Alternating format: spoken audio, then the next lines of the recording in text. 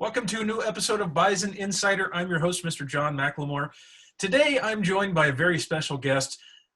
So please help me welcome the bearded wonder, Mr. Dennis Madrid. How are you doing, Mr. Dennis? Doing pretty good, thank you. I figured you might like that one. If I'm not mistaken, there was another guy who was known for his beard. His name is Aaron Kaufman from the Richard Rollins TV show on Discovery. His nickname was Bearded Wonder. You kind of have that same look, so that's kind of where that came from. I don't know if it works or not. Apparently not, so we'll keep on trucking. Okay, what is your position here on center? I am the building construction technology instructor. Better known as what brand of union? So we are funded and operated by Home Builders Institute. HBI, there you go. Some people don't know what BCT is. You and I do, but some people correlate HBI a little bit better with BCT. So how long have you been working here on center? About 5.5 years now. Before that, if I'm not mistaken, if memory serves me correctly, you were employed at another location, but you were not the BCT instructor. You were residential, I believe. Yes, I was the residential supervisor at the Shreveport Job Corps. Okay. And way back in the day, if memory serves me even more correctly, you're a different character because you have a little bit different spin on things because you were a student at Job Corps. That is correct. I was a student back in 2002. So how does it differ from being a student to a staff, or is there no difference? To be honest, the only difference is, and the students will tell you this, is that I get to go home in the afternoon. But other than that, it's really not that big of a difference. I mean, it's just like being a shop foreman or shop manager. You come in every day and you teach what you know to your fellow peers, fellow students, fellow student employees. And so it's really not much a difference. I mean, I get to come to work and have fun every day. Okay, I mean, that makes sense. How about some a little bit more thought-provoking questions? These are just designed to make you think on your feet. There may be right answers, there may be wrong answers, there may be indifferent answers, and it's just a matter of whatever comes out, comes out. So what is your favorite shape? Ooh, that's a different one. My favorite shape would probably be a triangle. Triangle, okay. Any specific kind of triangle, or is it just a triangle in general? Just a triangle in general. Okay. Me personally, I like right triangles, but I'm also a big fan of squares because I like the right angles. That's just me. Although they're really hard to build when you're trying to do it with, flimsy lumber. I tried to build a box the other day. It came out terrible. I had to throw it away 4 times. How about a favorite number? 75. I'm assuming that was a number that you are familiar with because of, I don't know. So 75 was my first football jersey I had in grade school. So actually my real favorite number is 7175, but I gave you a little shorter number. I gotcha. How about a favorite Saturday morning activity? Cooking breakfast. I know that's odd because I teach maintenance for a living, but I actually enjoy getting up every Saturday and Sunday morning and cooking breakfast. Okay, that works. Who would you rather spend the day with? Tim the Toolman Taylor or Al Borland? I have to say Tim the Toolman Taylor because I think him and I, we have a very grasp understanding of the tools that we use, but sometimes they don't turn out the way we want them to. So, I'd say Tim the Toolman Taylor. That way I can learn from his mistakes. Oh, I agree with that part. Hypothetically speaking, you're sleeping in your bed, in your house. You're sound asleep. You hear birds chirping, water running in the background, trees rustling, and you start to realize you're waking up. Kind of feels like you just fell asleep, but you feel well rested. And as you open your eyes, you realize your bed is in the middle of Roosevelt Park Zoo. How on earth did you get there? You know, probably my two children decided that they wanted to play a prank. My oldest, he's 4, but he thinks he is the prankster of all pranksters. And I wouldn't doubt that one day in the near future, probably when he's about 7, I do end up in the park. So this may not be necessarily be a hypothetical question. My son Winston thinks he's a prankster, and he probably would do something like this. Okay, well, that is a lot better than aliens. I'm glad you didn't say that, but I was kind of half expecting you to say, my wife, because she was angry at me or whatever. But it's probably better to keep her happy. Don't want an angry wife.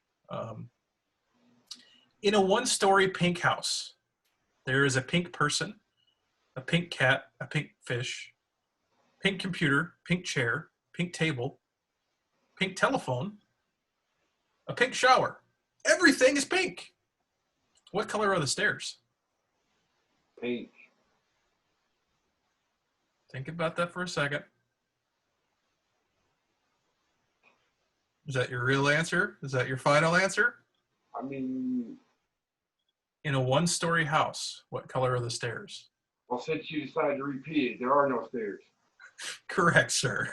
But you did lead on to a good one, and yeah. If there were stairs, it would have been pink. But you're right. Now we're thinking about it. There are no stairs. Well, that's again, it's not to poke or anything. It's just one of those brain teasers that I was on a job interview one time and they asked a question similar to that, and I looked at the guy and I said, "Are you serious?" I answered the question correctly, but I thought that was the oddest thing in the world at a job interview. Maybe it's just to make sure you can think on your feet. I don't know. All right, a couple more questions, a couple more answers, or a couple more minutes left. I don't want to take up too much of your time. I know you're trying to do distance learning with your students right now. So, out of these items, which do you think is more important? A plunger, a toilet snake, a P-trap, a toilet ring, or a floor drain?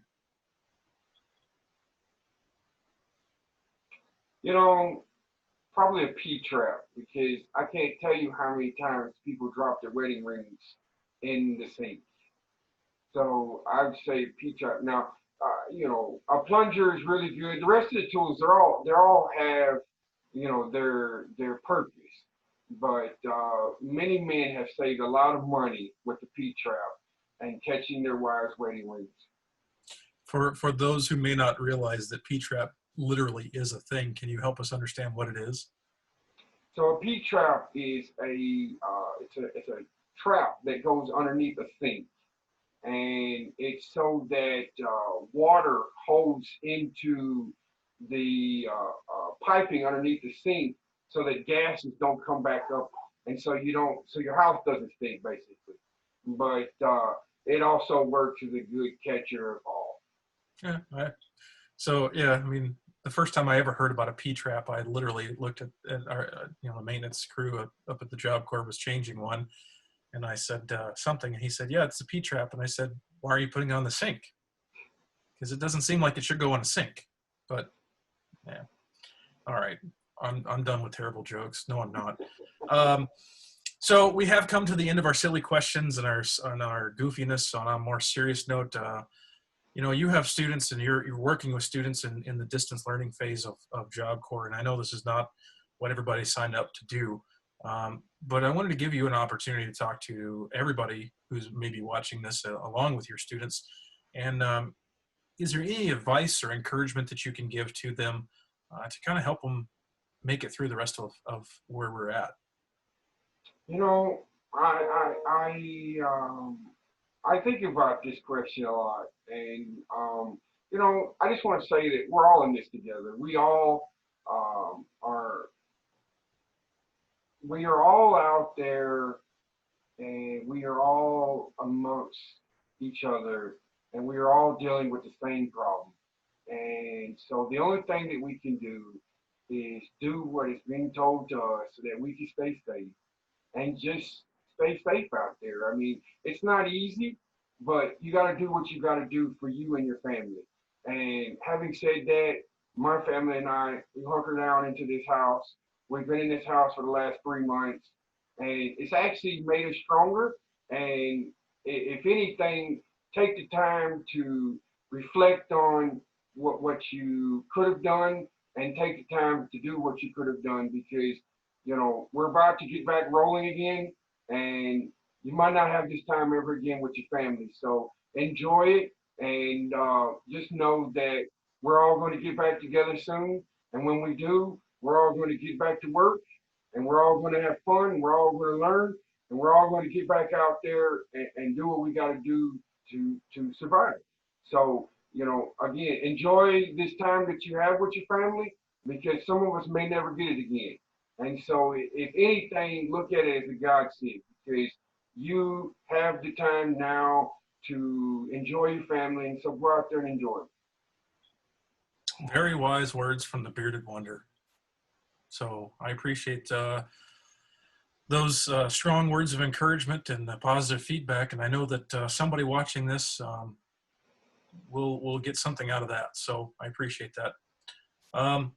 So unfortunately, we are out of time. I know that it's kind of coming close, and I think you have a class soon or something. I don't know. Just for those who are watching, if you have not realized this is, I believe, going to be like episode 30 or 31. So we've been doing this for quite a while now. If you've missed any of the past episodes, or you want to see the new episodes that come out, head over to our Facebook page, the Burdick Job Corps Community. That's where I post everything as far as these things go. You can find us on YouTube too, but it's a lot easier just to go to that Facebook page. Any news or updates that we get about center reopening or reentry, we'll post there, as well as other places too. But it's a great place for resources. And Mr. Madrid, I have one final thought for you. And this is the final thought for you today. Why did the landscaper get fired?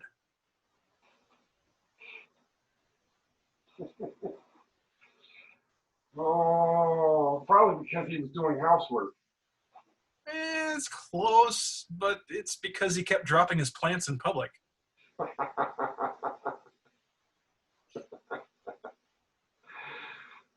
That's almost as funny as, when springtime came around, I was so happy that I wet my plants. I'm sorry. Like I said, dad jokes. I have 1,000 of them, and they've been featured on every single one of these videos. It's one thing that I'm famous for, and I'll keep doing it because you know what? It's fun. So, as a reminder to everybody who's watching, just want to remind everybody, stay safe, and we'll see you soon.